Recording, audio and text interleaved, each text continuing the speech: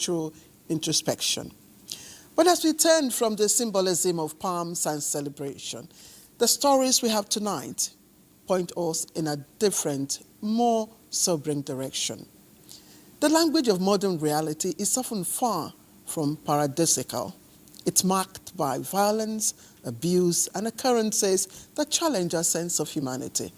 Tonight in Newsline, we'll take you from serene sanctuaries to the harsh streets of society where betrayal, brutality, and bizarre behavior unfold. Now imagine, for instance, simply asking a woman to open her bag or handbag. Sounds routine, isn't it? Well, our correspondent tonight stepped into the mysterious world of zippers, buckles, and that quiet chaos that women carry every single day. And then, of course, there are stories that jolt the conscience. A man abandoning his wife shortly after childbirth. Heartless, inexcusable. We will leave you to weigh the facts tonight.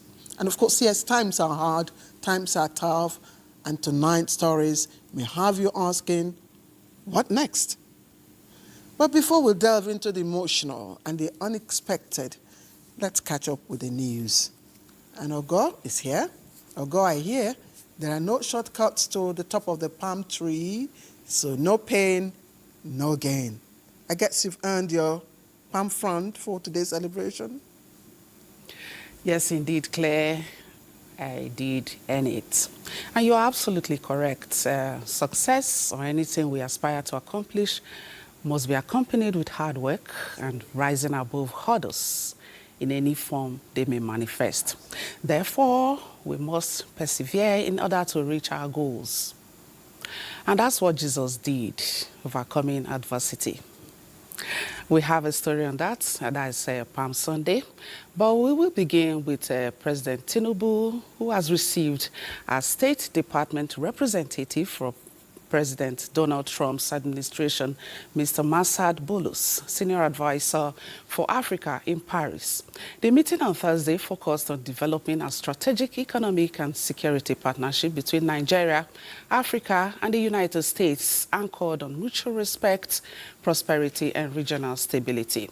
The U.S. State Department rep conveyed President Trump's strong interest in deepening direct engagement with Nigeria as a cornerstone of U.S. relations with Africa. The U.S. wanted to work closely with President Tinubu to expand Africa's investment in Nigeria and Africa, support energy and infrastructure developments, and align trade and job creation efforts. Both sides discussed actionable support and shared their perspectives on regional peace, particularly in the Eastern Democratic Republic of Congo and across the Sahel. President Trump's advisor recognized Nigeria's regional and continental leadership and supported President Tinubu's interventions to stabilize key African regions. Christians today converged on their various churches to celebrate Palm Sunday, which heralds Holy Week, a period of reflection and preparation for Easter, which commemorates Jesus Christ's resurrection. Omenka Marachuku has details.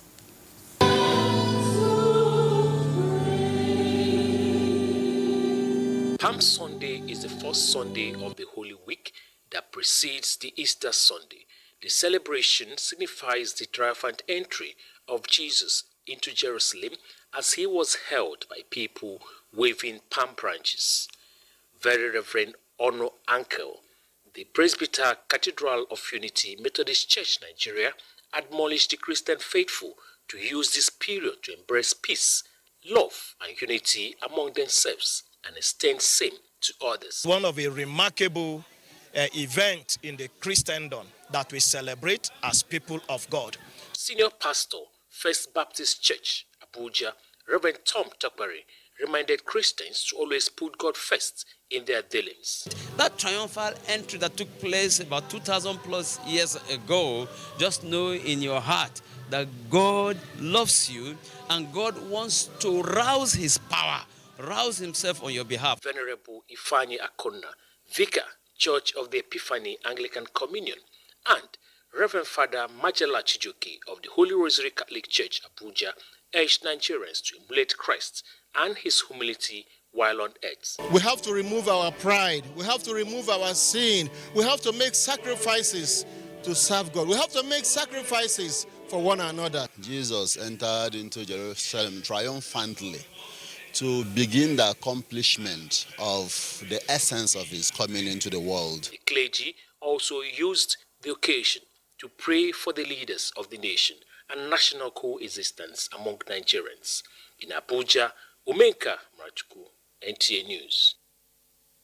The federal government has reaffirmed its commitment to security and religious freedom in response to a recent social media post by the U.S. Embassy in Abuja regarding Nigeria's security situation and statements from some religious leaders.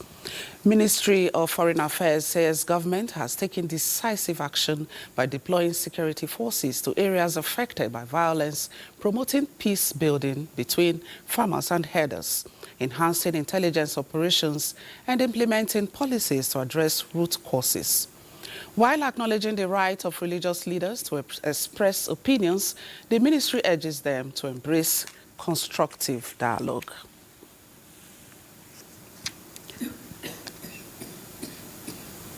And in the meantime, the federal government has pledged the commitment to improving road infrastructure across the country for the socio-economic benefits of Nigerians. President Tinubu, represented by the Kaduna State Governor, Uba Sani, was speaking at the flag-off of the reconstruction of the 164-kilometer Section 2 of the Abuja-Kaduna-Zaria-Kano Road. Kenneth Nanim reports that the rallying point was in Jere Council of Kaduna State. From the humble localities to the high-ranking personalities, all converged on Jere Council area of Kaduna State to witness the flag-off of the reconstruction of Section 2 of the 700-kilometer Abuja-Kaduna-Zaria-Kano Road. For the locals, it is a dream come true, and they are all thankful to President Bola Tinubu. What they could not say with words, they display in dance.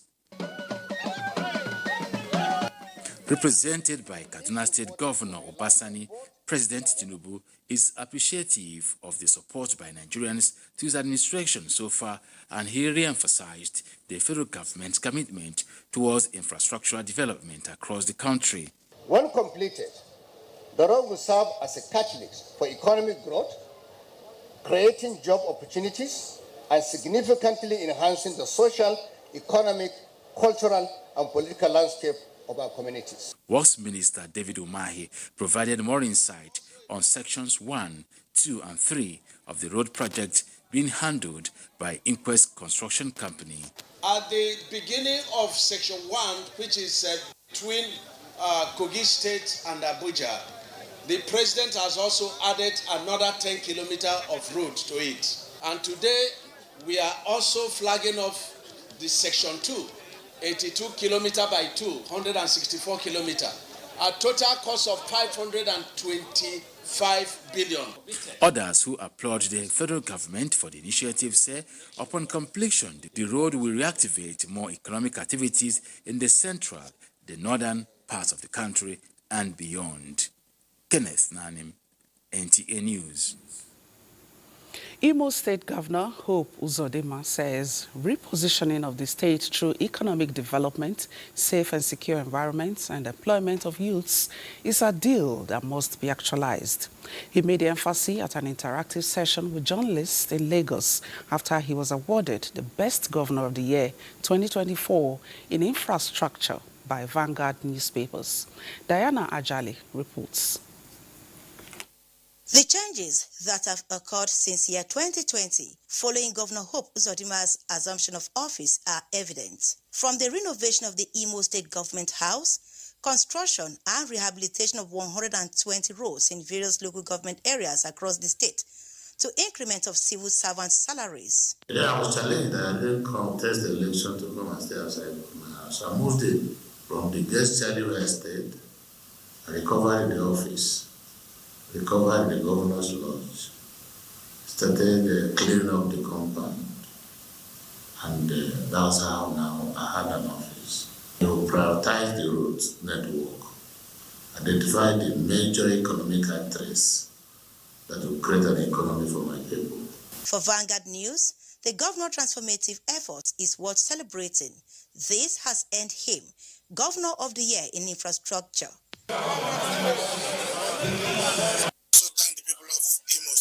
So we dedicate Almighty God and to humanity. Highlighting the achievements, Hope Uzodinma says all is set for the people of Imo State to start experiencing uninterrupted electricity supply, more integration of Imo youths into governance and other benefits.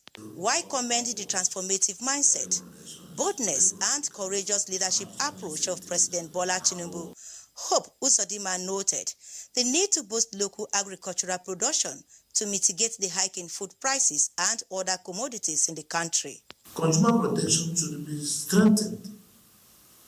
And then let the prices of goods and commodities be market-based. Government must also be encouraged to support food security by encouraging our own production. Governor Hope Uzodinma is optimistic that if Nigerians cooperate and work with the current administration, the nation will move faster to greater heights everyone is looking forward to. In Lagos, Diana Ajale, NTA News. The Nigeria Governors Forum has signed a memorandum of understanding with Energy China, which specializes in renewable energy and gas production. The governor of Gombe State, Inuwa Yahaya, on behalf of the forum, said the MOU will signal a critical step in strengthening institutional framework for subnational energy governance. It will also introduce innovative structures to enhance reliability of power supply across the country. This, NGF says, will improve grid infrastructure to accommodate renewable energy sources effectively. Great people leave indelible marks through exceptional achievements and become part of history as their legacies transcend generations. These were words of dignitaries, family and friends of One Ncha the 10th, King Apollos Chu, at the memorial anniversary of his late wife, Queen Njideka Chu, who passed on a year ago. Ijoma Ogweke has details. It was a day for reflection on the lives and times of the departed queen, as captured in a book authored by her husband, King Apollos Chu, titled The Mystery of Death and the Grief That Comes with It. And of the Son, and of the Holy Spirit. To keep the memories of good works alive, a statue of the late queen was unveiled by notable bishops and clergymen in attendance.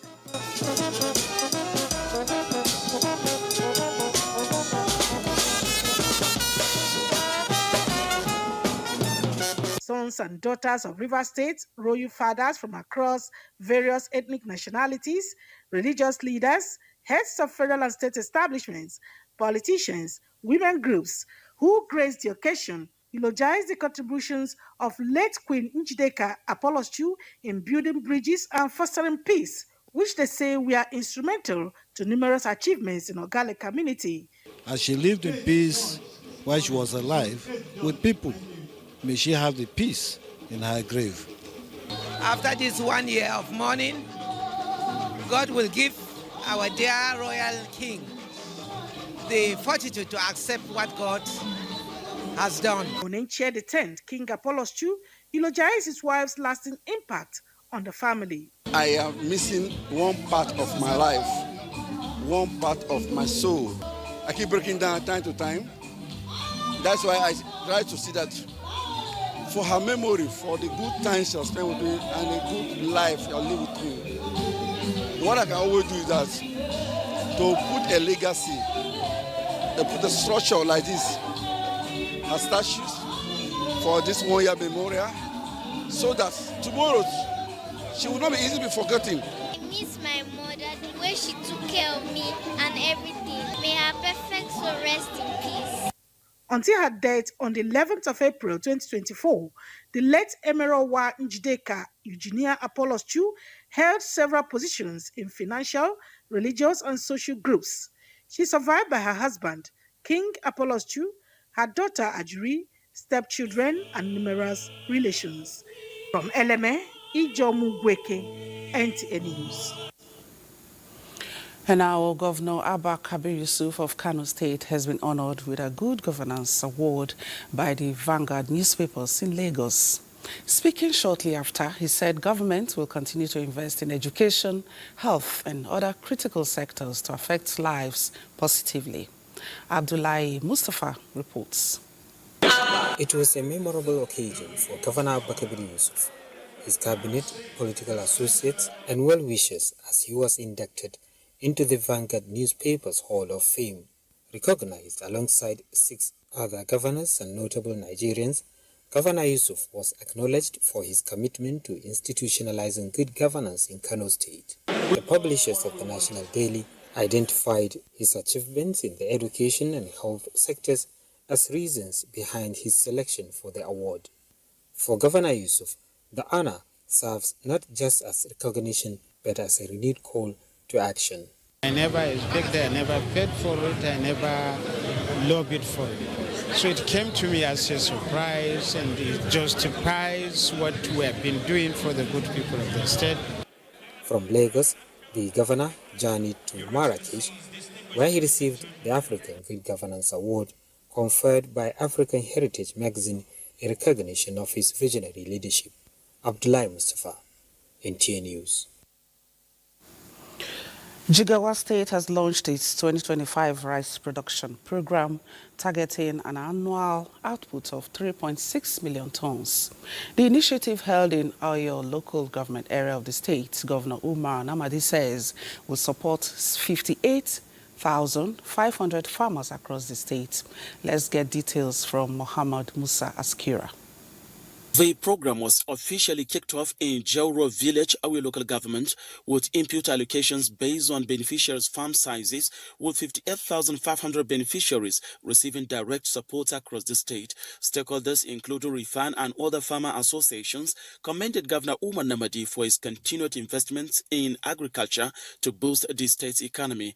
The governor highlighted that over the past 20 months, more than 6,000 tons of fertilizer and large numbers of subsidized farm inputs have been distributed, aiming to expand cultivated land to aid irrigation. 20,000 water pumps, 10,000 solar-powered and 10,000 conventional have been provided. The farmers, grouped in 1,170 clusters, will be supported with 1,700 extension workers providing technical guidance for the farmers across the state.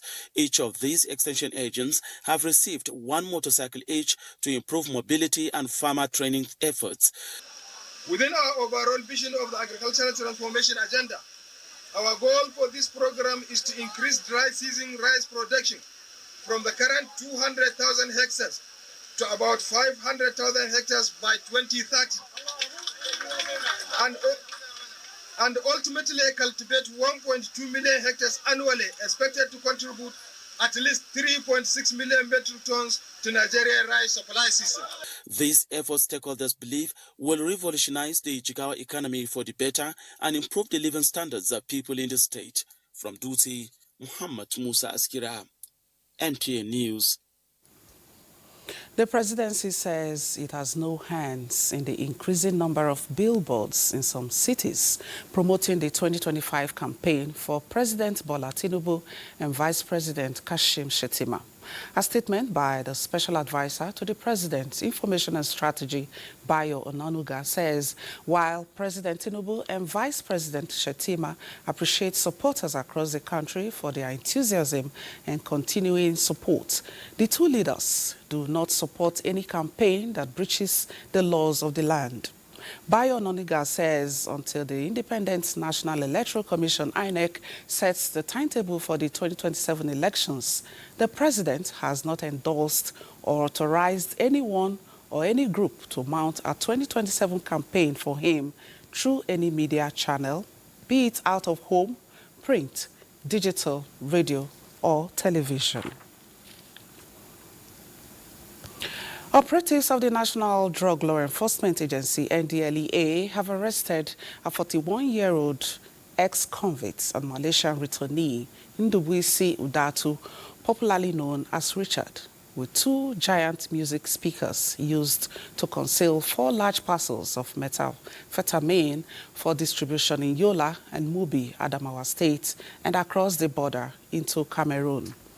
In his statement, he claimed he returned to Nigeria to continue his illicit drug trade after serving his jail term in Malaysia. In another mission, NDLEA officers in a joint border operation with customs personnel at the Nigeria-Cameroon border, Mfom, Cross River State, arrested a trans-border drug trafficker with 8,740 ampoules of assorted opioids, weighing 395 kg. Similarly, operatives in Kano also arrested a 27-year-old man with 20 ATM cards and 25,600 pills of tramadol at Bachirawa area of Kano, and another 48-year-old man was nabbed in a follow-up operation at Wazobia Motor Park, Gwagwalada FCT Abuja on Monday, 7th April. Not less than 124 kilograms of skunk, a strain of cannabis packed in 11 bags, were recovered from a suspect in Niger State. NDLEA continues its drug supply reduction operations across the country.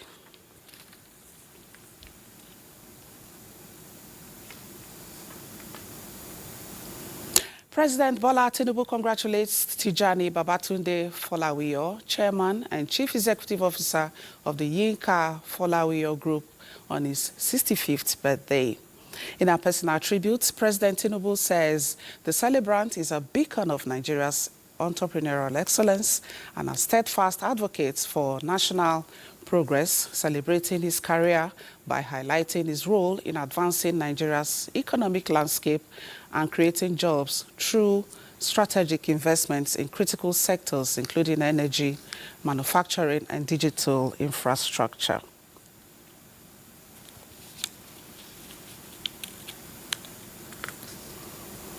And the President commends the corporate titans' visionary leadership and impactful service on the boards of reputable institutions such as NTA Nigeria, Access Bank PLC, Eco Bank, among others. President Tinubu prays for his continued health, strength, and success. All right, we now take a story from the APC, which says, all right, Borno APC, that is, all right, the All Progressives Congress, APC Governors Forum.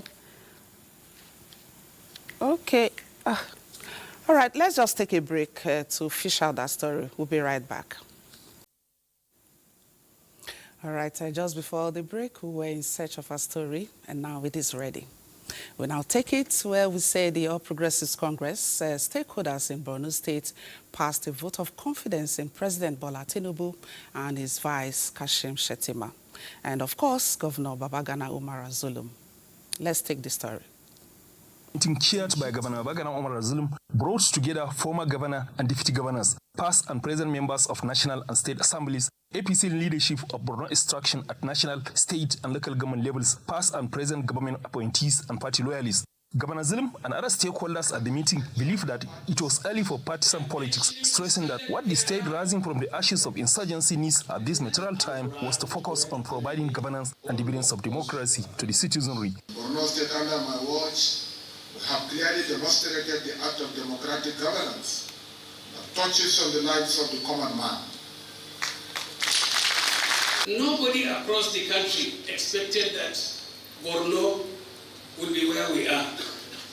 We have become the reference state. The 10-point communique issued at the end of the meeting expressed total and unalloyed loyalty and support to the federal government of Nigeria under the leadership of President Bola Ahmed Tinubu, and also endorsed the renewed hope agenda of Tinubu administration. The meeting also commended the commitment of the Vice President, Senator Kashim Shettima, to the mandate of President Bola Ahmed Tinubu, calling on the Vice President to remain loyal to his boss and continue to serve diligently to promote the laudable policies of Mr. President. The meeting prayed for Mr. President to retain Senator Kashim Shettima as his Vice President for his second term, and also expressed total confidence in the administration of Governor Babagana Umar Zulum and charged him not to be distracted in his noble campaign of recovering Borno from the shackles of insurgency, terrorism, and criminality, among others.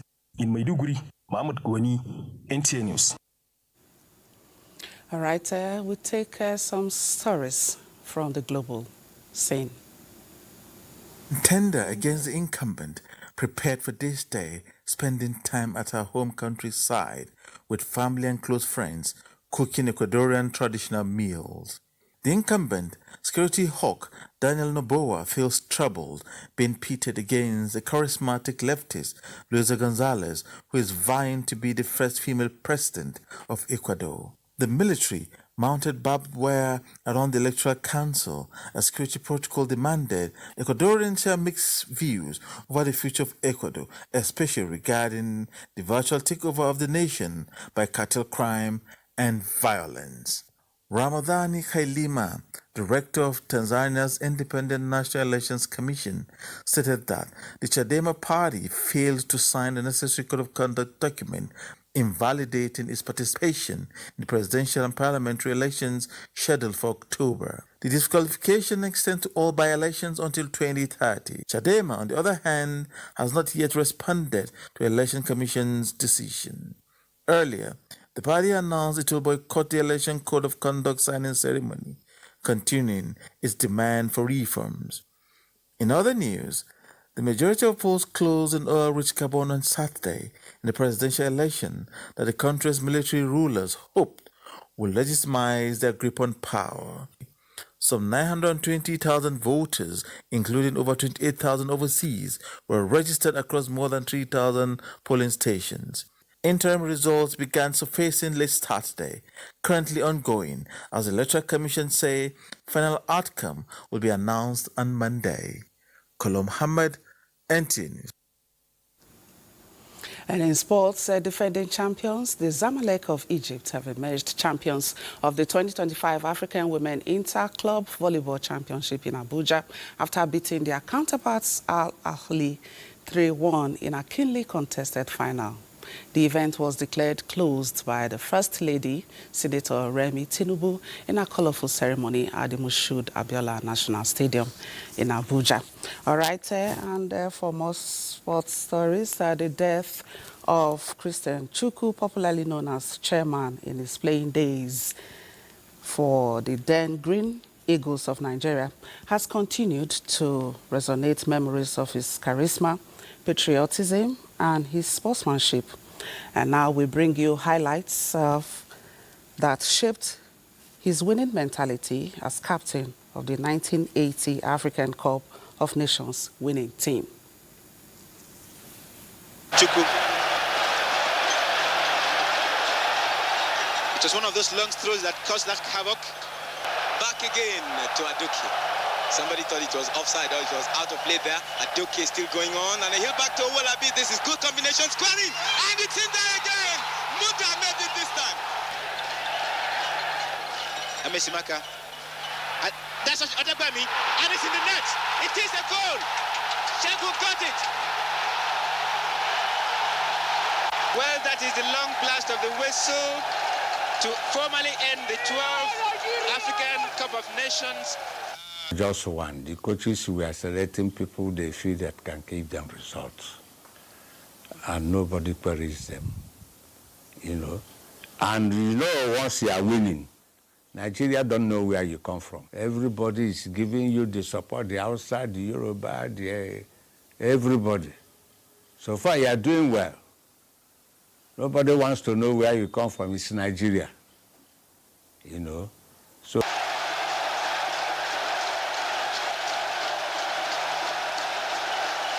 Players started again, maybe.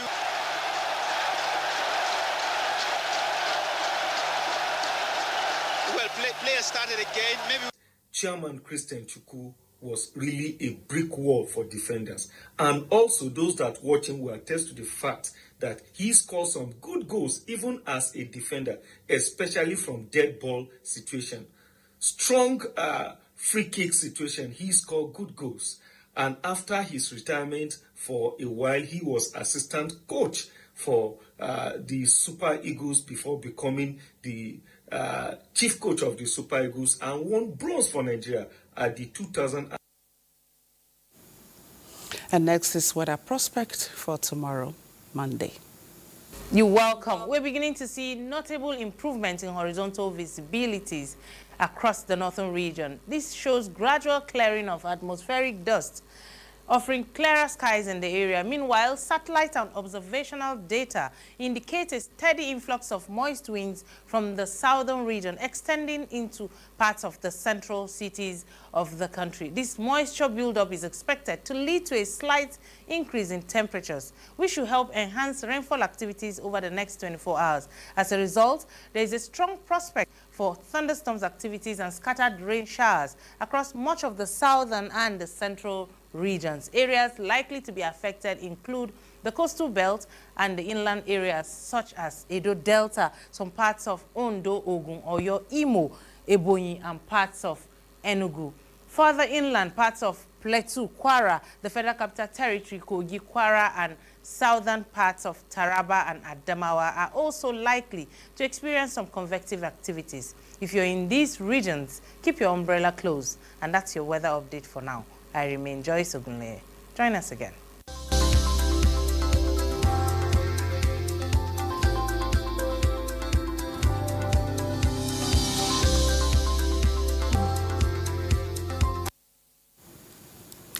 All right, thank you for watching the news segments. Captain Claire will now take over from here.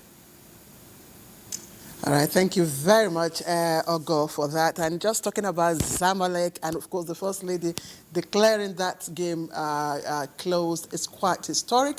And, you know, Zamalek carries history with it, so I'm not surprised. But the First Lady's showing up is truly symbolic. Just saying, okay, rallying point for African women in sports. That's great. As for Christian Chukwu, Chairman Christian Chukwu, well, I mean, we all know his history. All right, let's delve into Newsline proper. And I'm taking you straight to the city of excellence. That's Lagos. That's truly living up to its name. But of course, in different ways. Now, think of those unforgettable traffic moments, those memories, as the city's transportation system evolves. But here's the good news. The state government, that's the Lagos state government, is not sleeping on this issue. In fact, Lagos is undergoing significant transformation in its transportation sector right before our eyes. But while many Nigerians in the metropolitan city welcome this change as a sign of inevitable progress, it's also essential to look back at how public transportation evolved over time in Nigeria's commercial nerve center. And Lanre Beliye takes us down memory lane. Once upon a time in Lagos, the iconic mode of transport for mass transit for many individuals in Lagos, yellow bus called Molue. Do you still remember that bus? Let me jog your memory a little bit.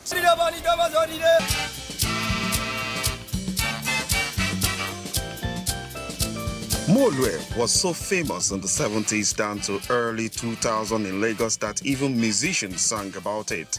Then, a first-timer's experience was not always complete without a Molue encounter. It was strange to visitors but normal to typical Lagosians. The buses faded away gradually, thereby creating room for Danfo, which were not new in Lagos. Now, private hailing cabs and the bus rapid transit BRT system of the state government have claimed the spot of Molue. Some young people don't even have a clue what Molue is. Just heard about. I haven't experienced it before though. Yinka Aderibigbe, a journalist who has been on the transport desk for about 2 decades, took me on a trip down memory lane and shared a bit of history how BRT buses came to being. A major shift came during the Second Republic, when Alhaji Lateef Kayode Jakonde came around and birthed the idea of a metro line, October-November 1983. But that idea was short-lived.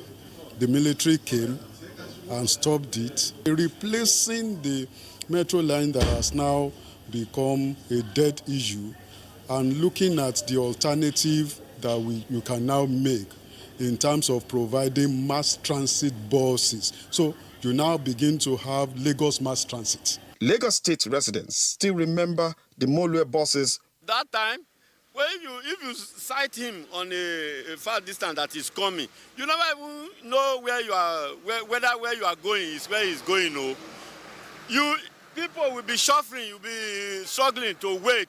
Once he come like this, the next person by your right, you push it to this side. He will push you, you will rush. One of your legs will be on the staircase to enter, while you will be trying to tango and hold the door. There's a system of jumping down. No? If you not calculate where you fall down, you prepare very well to jump down.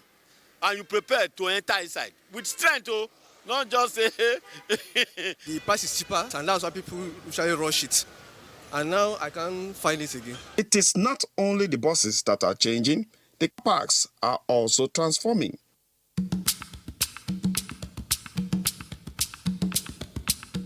The rail and water transport system are now becoming popular, an indication that the future of the transport sector in Lagos is promising. Oh, wow. I think I'll have to reconsider, going to Lagos. I left Lagos in a long time when, of course, the Molues were all around Obalinde, Sangros, and all that. All right. Congratulations, Lagos, and thank you, Larry, for bringing us that story. Now, let's talk about the drum. Whether talking or silent, it holds a very significant place in our collective heritage. Of course, it mimics speech patterns, relays messages, and tells stories through its tonal variations. But most importantly, believe it or not, the drum has the ability to speak, in quote, and of course, it can also incite actions. Now, Diana Ajali, who recently witnessed the display of drums at a festival in Lagos, is right here to educate us more on the power and artistry of drumming.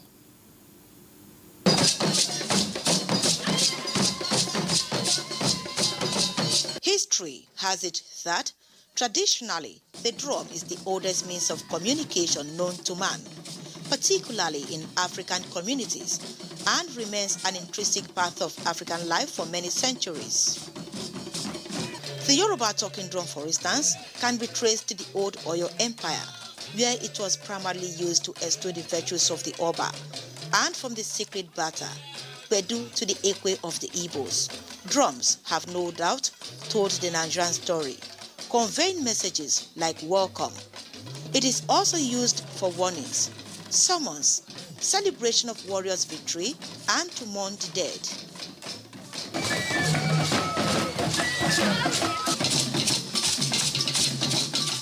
The Drum Festival promotes the uniqueness of the acts of drumming, showcasing the rich cultural heritage of the country.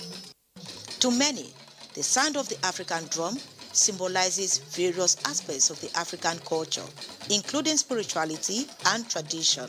The drum reminds us that harmony is possible when we move to the same rhythm. It does not care about tribe, religion, or status. It only asks that we listen and respond with open hearts. It is an art with the potential to become a global cultural export, showcasing Nigeria's rich and diverse heritage to the world. Beyond musical instruments and entertainment, concerned individuals have described drumming as a sacred art that communicates, celebrates, and binds communities together. Also raise our hearts in unity. Let the sound of a collective rhythm transcend barriers, heal divisions, and inspire a world where togetherness is celebrated.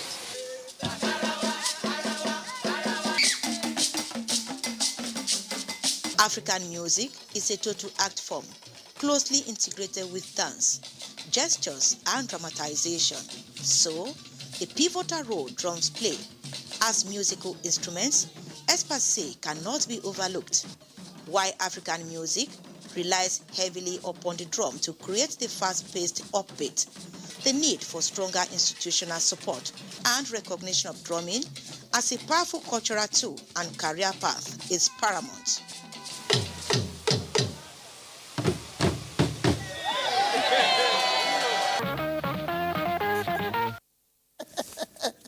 I love that, I love that, I love that. And female drummers, wow. Now, of course, our culture is evolving. Now, here's a little secret, but don't say I told you.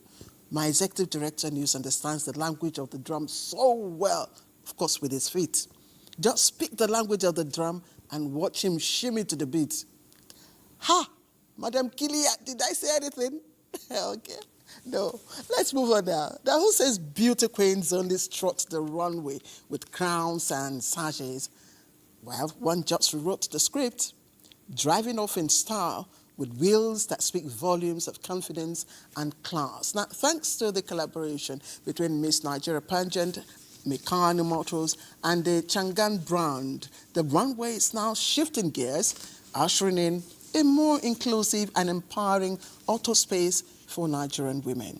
Adejoke Odeka witnessed it all as the newly crowned Miss Nigeria 2024 received the keys to her sleek Erdo Plus from catwalk to car keys. It was a crowning moment redefined.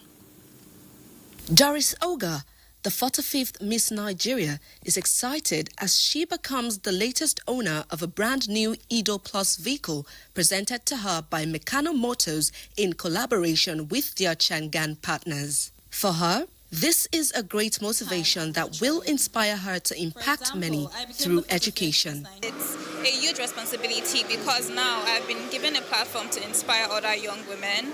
So one of the things I advocate for is the provision of quality education and job opportunities for women because, like I said, I'm a product of one. Mikano Motors and their Changan partners have fulfilled their promise by presenting a brand new vehicle to the 45th winner of the Miss Nigeria pageant.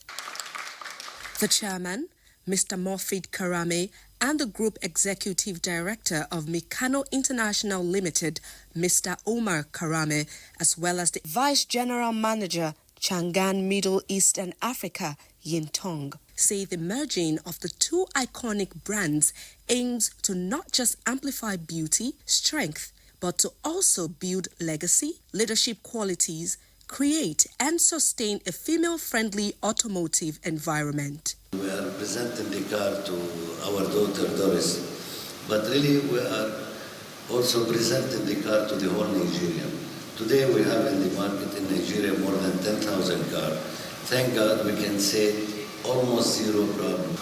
By celebrating these remarkable women, we paved the way for a brighter and more empowered Nigeria. We're very happy and we are continually to provide equality in our workspace. For the chairman of Miss Nigeria organization, Rita Dominic Anosiki, the partnership is a testament to shared values of inspiring young women and ultimately Nigeria's growth. Many women in our country are very intelligent. They have a lot to offer, beyond beauty. And giving them such a platform helps them to be that which they're meant to be. And I'm also thankful to the Mikano and Changan group for believing in this vision. The official handover ceremony of the Edo Plus to the winner of the Miss Nigeria pageant was sealed with pictures with partners, brand ambassadors, as well as family and friends. Mikano and Co. If the Edo Plus is up for grabs, don't forget the microphone is our own crown too. Maybe it's time to shift focus to the media and to the screens as well. Let's take a short break. All right, welcome back. Now, there's a unique pride that comes with being honored by your own people. It's a validation not just of success, but of service, legacy, and identity. Now, in Potiskum, did I get that right? Yes, Potiskum, that's in Yobe State. That pride echoed through the ancient walls of the Fika Emir's palace. Our 6 illustrious sons of the emirate were turbaned with revered traditional titles, and among them, 2 retired military generals and the immediate past DIG in charge of finance and administration, talking about Bala Chiroma, all celebrated for their dedication to the nation and their roots. Now, the colorful ceremony was presided over by the chairman of the Council of Chiefs and Emir of Fika. Yunusa Suleiman captured the spirit of the moment for us here on Newsline.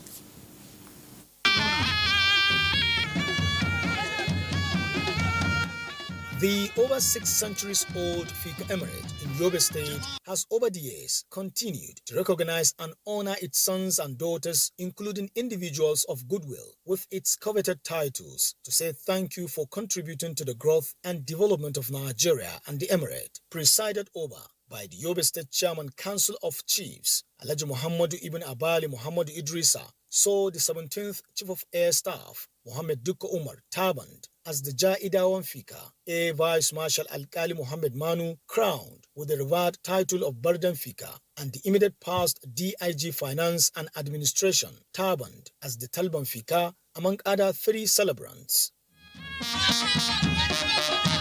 Friends, associates and family members of the celebrants wished them well and prayed for success in their new responsibilities. On behalf of his family and on behalf of all the Dambazawa and the people of Kano and the friends of Air Marshal, we applaud and appreciate the Emir of Fika for honoring this man who is a very special, a very gifted airman. Each and every one of us turban today is a distinguished Nigerian. All of them have reached the pinnacle of their respective career. And we are very happy that such individuals have been recognized.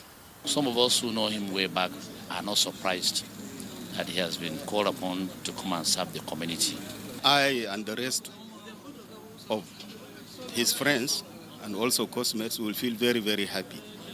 We feel highly elated. A remarkable career is indeed a huge recognition on his part that he is today recognized as the Talba of Fika immediately after his retirement. To the men of the moment, it is a recognition by Fika Emirate for their positive contributions in various endeavors at national, state and community levels that met the Fika kingmakers to honor them with such titles. I feel highly honored and humbled by this recognition. By the grace of God, we shall not let the Emir down, and we shall not let the people of Fika Emirate and indeed the entire nation down. Today is a day in my life that I feel more fulfilled. After serving in the military for 35 years and retiring meritoriously, and then coming home to be recognized by His Royal Highness the Emir of Fika is indeed a big honor to me and the entire Mamu family. It is a recognition of your efforts and indicating the trust and confidence my people have on me. Incumbent on me to take this responsibility entrusted on me with all vigor to ensure that I serve the people well. They all rode on their beautifully decorated horses to pay homage to the Emir, to renew their solidarity and gratitude for the honor done to them. I like the ambience. I'm not talking about ambience. That of a mosque, its structure, intricate designs, and soothing aesthetics does more than just serve a functional purpose. Now, it enhances the spiritual experience of worshippers, creating a very sacred space that fosters connection and tranquility. Now, the right setting of a mosque can elevate one's sense of peace and devotion. Now, this is why our places of worship deserve particular attention, not just the mosque, as they hold the power to deepen our spiritual engagement. Let me take you to a town in Kubal local government area of Kaduna State, where the Jumat Mosque has been given a fresh lease of life with a remodel that enriches the community and its faith. Now, the inauguration of this mosque is not just a physical transformation. It reflects collective belief and unwavering spiritual commitment. Sagir Mohammed Anwal brings us the story. Muslims faithful from neighboring communities and beyond converge on Zuntu town to be part of the epoch-making event, which was presided over by the Emir of Zazzau, Ambassador Ahmad Nubamali. In line with Islamic doctrine, a 2-rak'at prayer was observed, led by the chief imam of Zuntu, to supplicate and praise Allah for providing them with a befitting place of worship.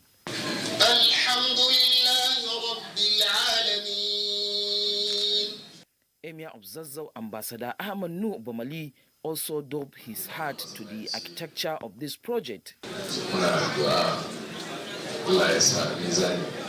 Worshippers shower encomiums on the donor who put his resources in upgrading the edifice. This kind of gesture is very rare, and he is calling on all those that have the ability and capacity to do it to replicate this kind of gesture in their places, because it brings the community together.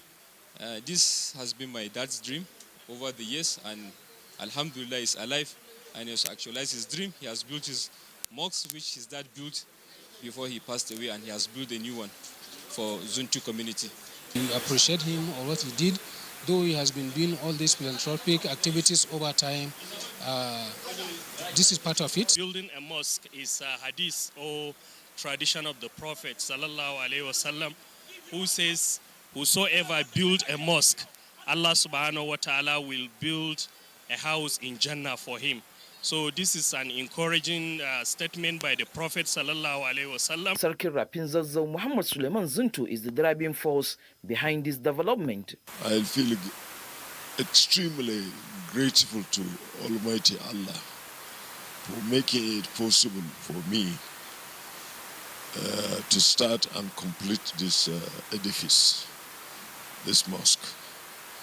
Glory be to Almighty Allah for that. The one-story building Jumaat Mosque has the capacity of accommodating more than 1,000 worshippers, is strategically located in the heart of Zuntu town, will definitely bring about spiritual rejuvenation among diverse communities in Zuntu and environs.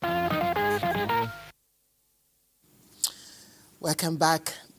Now, ever heard the saying, life's too short to carry a boring handbag like mine? Well, you've been warned. Never ask a woman to open house unless you are ready to be greeted by a Pandora pass.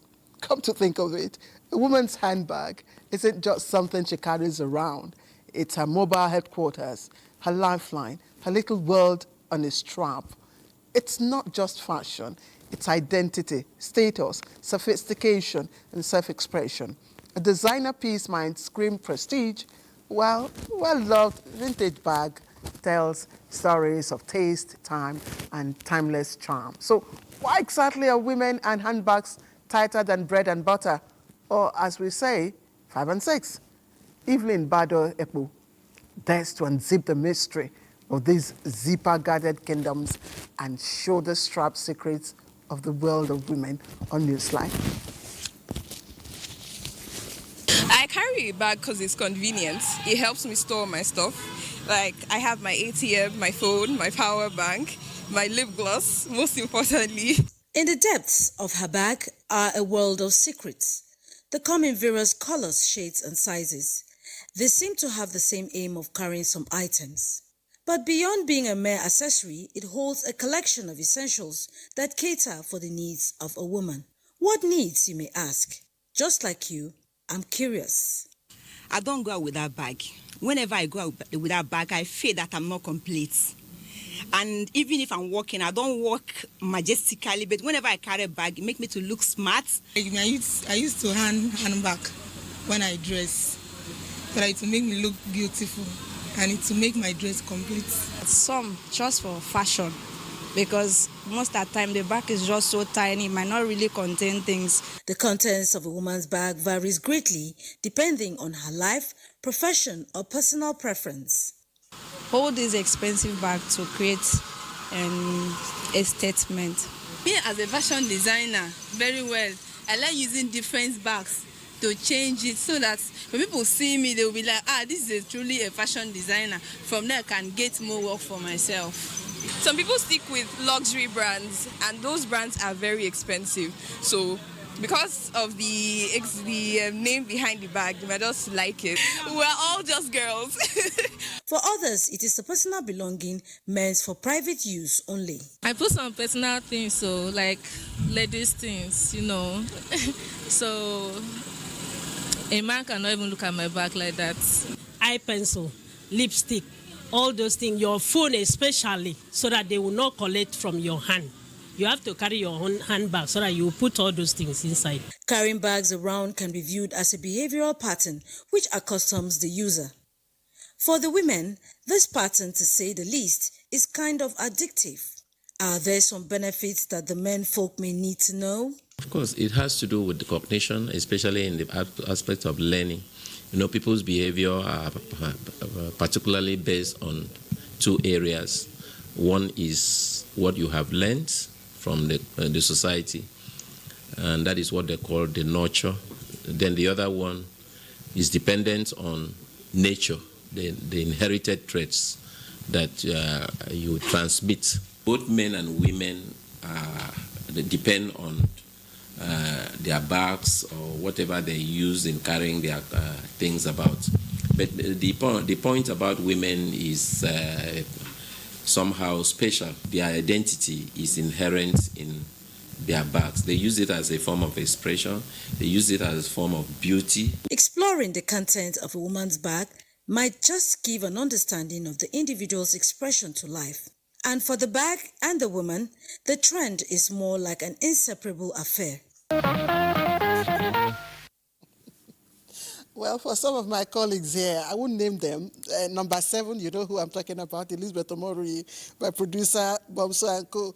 The contents of their bags would include microphone stands, microphone, battery charger, flash, hard drive, and of course, maybe slippers, you know, as spare when, of course, the time permits. Wow. Don't ask me what are the contents of my bag. Let's go on a short break, and we'll be right back. And if you've just joined us, you're watching Newsline on the network service of the NTA. Now, our next story will have you wondering, what manner of twist of fate is this?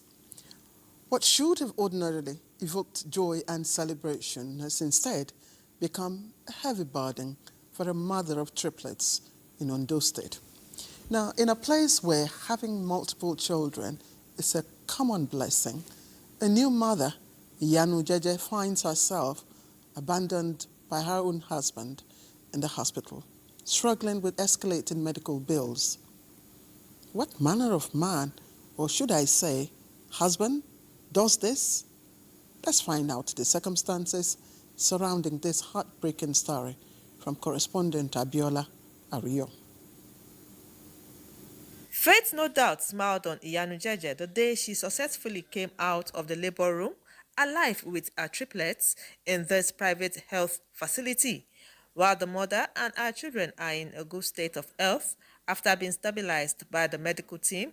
Going home with her bundles of joy to reunite with loved ones has become almost impossible for this nursing mother following the sudden disappearance of her husband.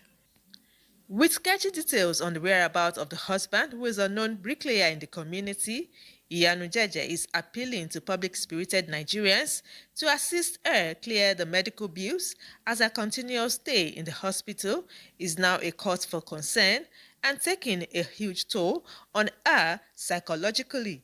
I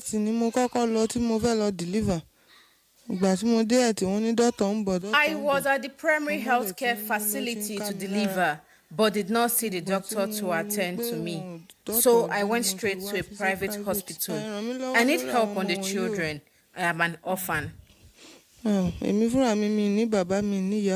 Newsline got reactions from Medical Director Dr. Aribo Odushola as he gave graphic details on the circumstances leading to the admission of Iyanu Jeje at the time she was brought to the hospital. On the 31st of last month of March, around the evening, she was brought. In fact, a relative called me that they have a situation, that they're bringing a pregnant woman. So I was around. And when they came, I did a scan. I noticed there were multiple pregnancies there. We have to operate the woman.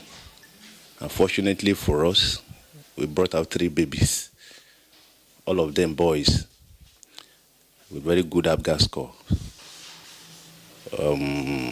After the surgery, we do everything, and the woman was very, very stable. The children, every one of them were doing very, very fine. One question begging for answer is, why would her husband abandon her and the children at this critical moment?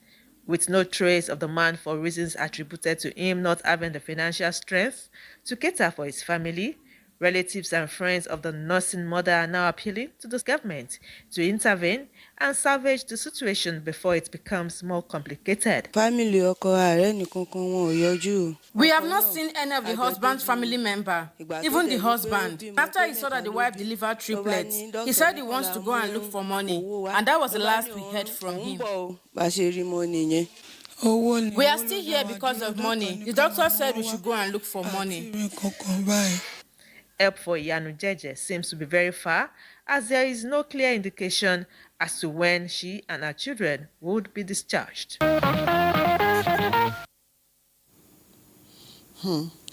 Different stroke for different folks. He has to be found.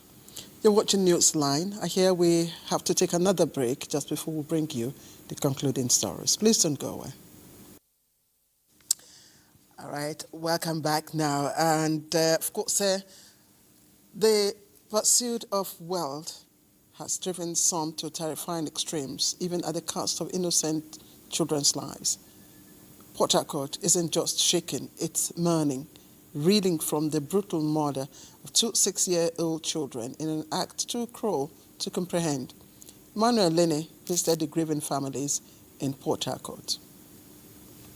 For Chidima and Chizaram Ohuche, both 6-year-old cousins, Saturday the 22nd of March 2025 began as a very normal day. Little did they know that it was going to be their last on earth. They met their untimely death in such a horrific manner after they were allegedly lured by a suspected ritual killer.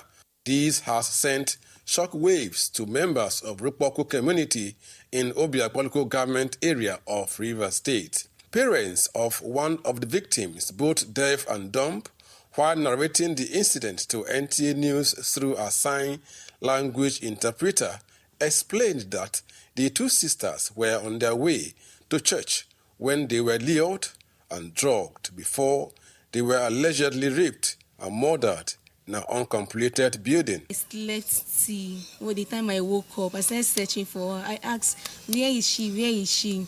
I asked the first and second, where is she? And we walked, we couldn't find them. I changed my clothes so I can find her properly. So I asked my brother-in-law's wife, my co-wife. So we looked. We asked people, where is she? Where is she? We moved everywhere. We couldn't find her. I was so confused. They arrested one boy. Okay, so when they arrested him, we waited, hoped. He refused saying anything until one person, a hearing person, made call that the children are dead. At the time NTA News got to the scene of the incident, clothes said to be those of the girls were still littered on the floor, including some of the materials used to perpetuate the heinous crime. For the second parents, the grief is overwhelming. Landlords also now said, let them go and search all the uncompleted building within.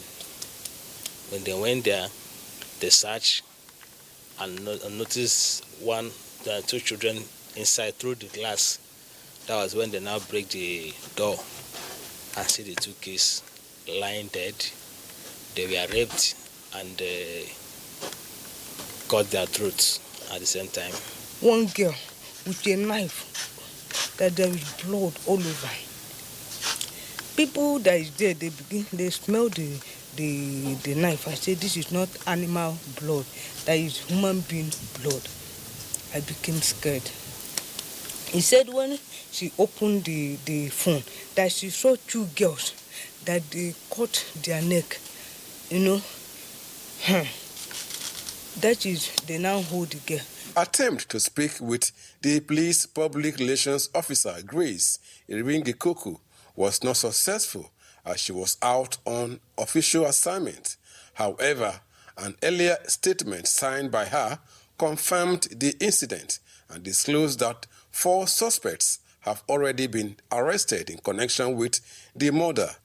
The statement also revealed that the prime suspect who confessed to the crime said he became involved after he witnessed a native doctor perform similar ritual in exchange for wealth. While the parents and residents of Rupoku look forward to getting justice over the murder of the children, the police has assured that the perpetrators will be prosecuted.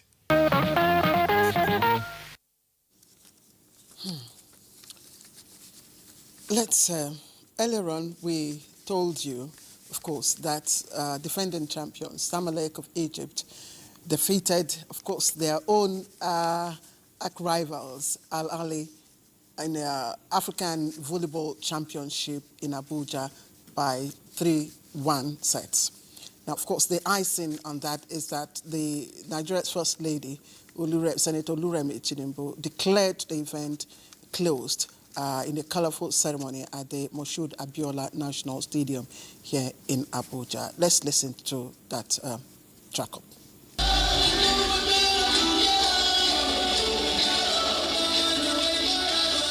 After 14 days of far-reaching spikes, unbelievable volleys, highly contested rallies, well-calculated blocks, and touchline saves, the curtains finally came down on the 2025 Africa Women's Volleyball Club Championship in Abuja with a colorful closing ceremony.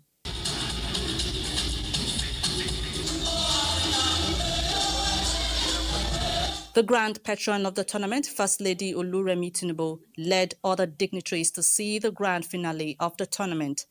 The longer-awaited final match between Zamalek, who were chasing a 3rd consecutive title, and Al Ahly, who were hoping to upset the odds, soon took center stage. Zamalek, playing in white, took the first set 29-27. After a heated contest, Al Ahly returned strongly to take the second set 22-25. Zamalek then claimed the third 25-20 before fighting off a serious challenge from their opponent to win the 4th set, which confirmed their 3rd consecutive African title.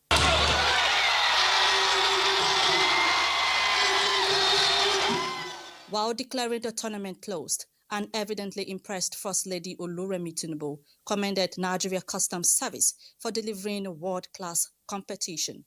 She says the success of the tournament is indicative of how Nigeria and Africa by extension can be a force in international volleyball. To every team that competed, I celebrate you all. You have honored us with your participation and inspired us with your performance. As you return to your respective clubs and countries, remember that you carry the honor of your nation as well as the admiration of Nigeria. It's been 2 weeks and we gave it all. We gave everything that we had. So we must very, very express our gratitude to Her Excellency the First Lady, the Grand Patron. She has set a very good record for us, and already CAVB, they are already thinking of making her the Grand Patron of future games, not just for these games. We received 16 teams from Africa. They are really good facilities, good infrastructure, so congratulations. You can see the crowd today. I've said it, volleyball has come back, and it has come back in Nigeria. A night not to forget in a hurry for history-making Zamalek of Egypt, as Al Ahly will live to fight for another day as both teams qualified as Africa's representative to the World Championships. KPC of Kenya finished 3rd after overcoming Carthage of Tunisia in straight sets in the 3rd place playoff.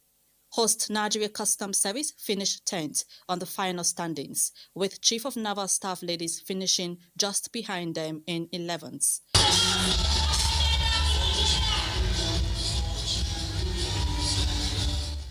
with the last 2 weeks offering sport fans unending entertainment. They say they are looking forward to more international competitions in Nigeria. It doesn't matter our position. It's all in the spirit of brotherhood. Nigeria, big brother. And of course, we want to say kudos to our First Lady, in a time when few women actually threw their weight behind African women in sports. That was very symbolic. Now, it was a moment of testimonies and appreciation of a life well spent as the body of late General Manager of NTA Osogbo, Oluwafemi Emmanuel Babalola, was laid to rest in his hometown, Waro, in Repodun local government area of Kwara State. Now, the funeral service was attended by family members, friends, and staff of the Nigerian Television Authority from across the country, led by the Zonal Director, NTA Ibadan Network Center, Wahid Bubola Abdul Hafiz. Alliance report is here. The Redeemed Christian Church of God, Graceland Mega Parish, Umaron, venue of the burial service, played host to family and sympathizers from across the country who came to pay their last respect to late Oluwafemi Emmanuel Babalola. Bible readings, choir ministration, and prayers for the family of the deceased characterized the funeral service. A national leader at RCCG, Pastor Olushola Agbola, in a sermon titled Death is Gain, explained how death brings an end to human aspirations, dreams, and social interaction. According to him, only those who are born again and have Jesus in their lives will have the assurance of salvation. Fight. An embodiment of humility is all you can ask for in a friend. Very dependable, very reliable. When I joined NTA, he was one of the first few people I met. And we grew up together. He mentored me on the job. Yeah, there is no dull moment anytime you meet with him. He was using the profession he belonged to propagate anything, any good thing. One thing I learned from him, he has a forgiving spirit. A free giver and somebody very close to God Almighty. He was a caring man. He took care of his family.